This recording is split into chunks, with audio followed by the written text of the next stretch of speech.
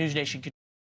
With us now, Lauren Wright, Associate Research Scholar, lecturer in politics, Princeton University, a Scott Bolden, NewsNation contributor and former chairman for the D.C. Democratic Party. Nice to see both of you. Scott, is it okay if ladies go first? Absolutely. Okay, good. I had a good upbringing. There you go. You did indeed. I will agree with you.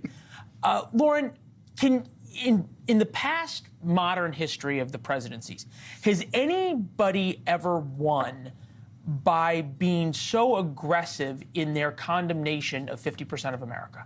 No, and that's open to interpretation, but voters abhor the abstract, and that's what Biden's doing exactly wrong. This argument that Trump's a threat to democracy is not connecting with voters because they care about day-to-day issues. And look, it's absolutely true that Trump says dismissive, horrible things about veterans. He cut a very effective campaign ad to that effect today.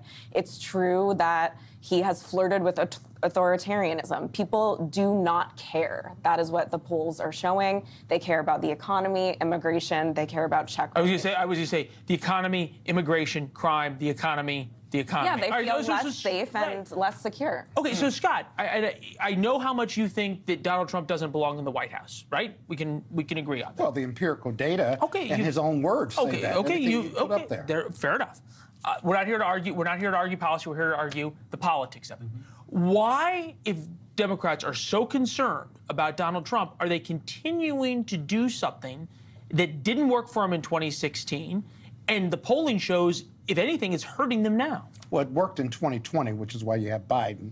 In 2024, these are facts based on empirical data and Donald Trump's own words.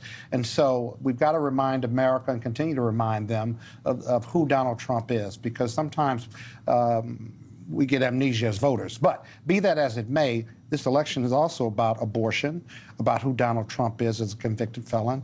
And then Biden's got to stand on his own vis-a-vis. He's got to own the economy. The emotional disconnect. Right. The difference, though, between 2020 and 2024 is that Joe Biden has a record to run on.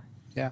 In 2020, there was no record. So you could say, hey, look, there's going to be no mean tweets, and I'm going to follow science, and I'm not going to talk about putting bleach in to kill the coronavirus, and things are going to be good. He also had a media that was full cloth, all in for him. And there's a part of the media that still does not understand, a big part, Donald Trump or his supporters. We put the Quinnipiac poll up, one point gain, statistically really insignificant right.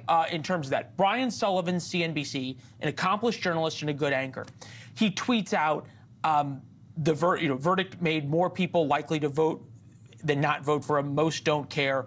Bonkers.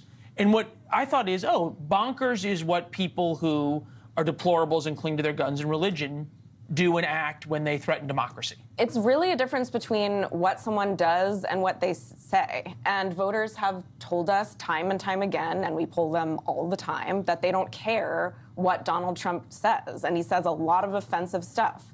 They care about the policies. They've seen Biden's policies. They seem to like Trump's better on all these things that are their priorities. So it's a very hard situation for Biden because he is being evaluated on his record, and it's crazy how well Trump is doing, considering all the problems Scott is very good at describing that he has. So your polling, at least this particular polling, was about Republicans. Well, Donald Trump is baked in, and Donald Trump is right. He could shoot somebody on Fifth Avenue, and his supporters would still be there. And so that's why the polling is what it is. It's the independents, it's the suburban voters, it's the women voters. Are they going to make a difference or not? By the way, it wasn't Republicans; it was voters overall. I thought I saw it was Republicans. No, Quinnipiac, just Biden versus Trump. Okay, well, it's still baked in. And the biggest issue for Donald Trump is he's stuck at that 45+%.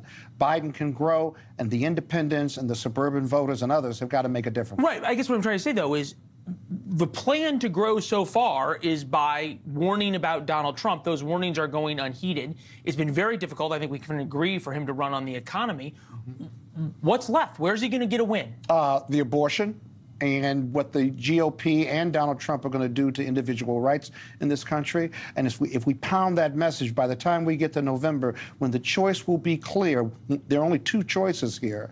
I believe the Democrats believe that America, those independents, those suburban voters, are going to choose Biden over Trump because he's really the most viable, respectable choice.